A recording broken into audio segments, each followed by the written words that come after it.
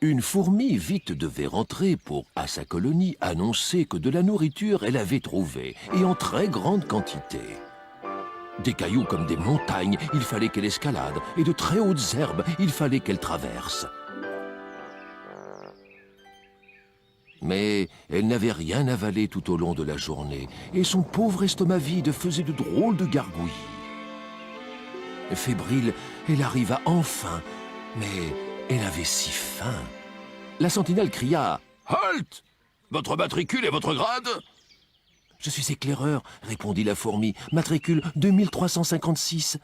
Je dois signaler que j'ai trouvé un trognon de pommes à manger. »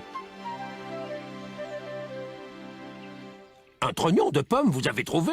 s'écria la sentinelle impressionnée. « Rassemblez les troupes au plus vite, il y a de la nourriture pour toute la colonie !»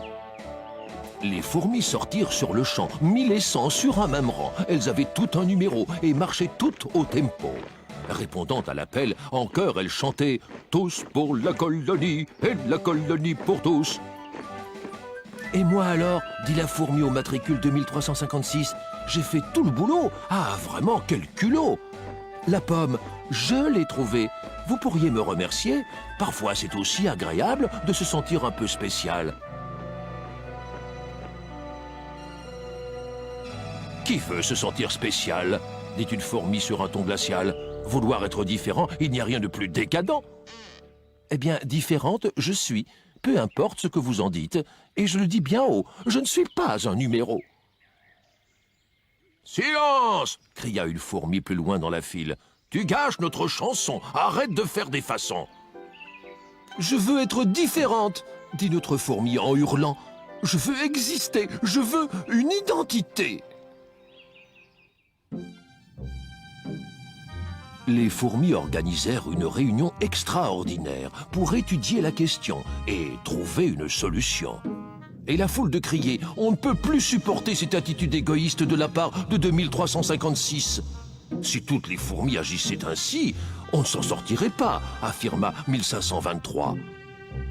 Mais le chef, le numéro 1, de loin le plus humain, dit calmement à l'assemblée « Il n'y a aucune raison de s'énerver.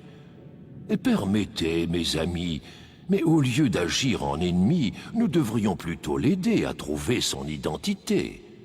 Elle revendique un droit à la différence, car nous n'avons que des ressemblances. Eh bien, au lieu d'un simple matricule, donnons-lui un nom comme Hercule. » Les fourmis restèrent bouche bée devant cette drôle d'idée. Le débat continua toute la nuit jusqu'au lendemain midi. 2356 fut alors invité à entendre ce qui avait été décidé. « Veuillez m'excuser, marmonna-t-elle, pour toutes ces tracasseries. » Numéro 1 l'interrompit. « Remerciez-moi, car c'est fini.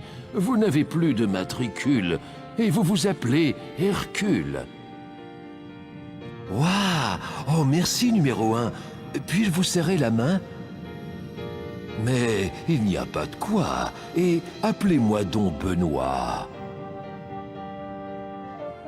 On n'en avait pas fini avec toutes ces fourmis. Car bientôt tout le monde réclama aussi un nom. À présent, chaque fourmi a une identité, et le travail se fait dans la gaieté. Et de plus, maintenant, elles se saluent toutes plus souvent.